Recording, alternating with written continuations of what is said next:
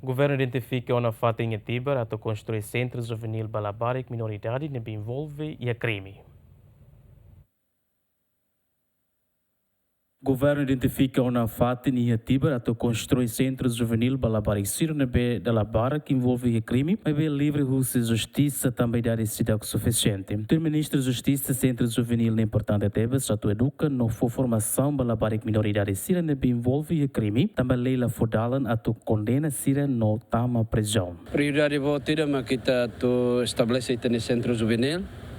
Também está bom tirar muito bem que tem problemas sira com problemas juventude, mas sira nebe ho idade minoridade, nebe mak envolvido vai ação criminal Roma, kai ilicitude criminal Roma, nemos números labarik leo mais significante talvez.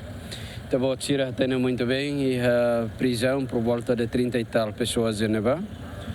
E preocupações boas titanian, mas kita cara tahu sira ia fatin ida nebe digno, fatin ida apropriado para tu bele sira bele halo desenvolve sira nini capacidade, sira nini talento, sira nini conhecimento, sira nini habilidade e a possibilidade ita cara que orienta vai educação formal mas bele lao.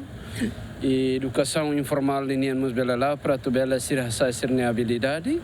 Sira bele manan preferência idane hodinune sira bele sai hanesa jovem vai hira sira iha leutia sirnia período sirane sira bele halo reinserção social idane be dia para tu bele asa sira ninia conhecimento e sira bele sai hanesa jovem produtivo hanesa jovem sira selo ikadior. Orçamento do governo prevê a construção centro juvenil, né? A muito criar ato estolo. José Mendes, Jacinto Fuca, GMN.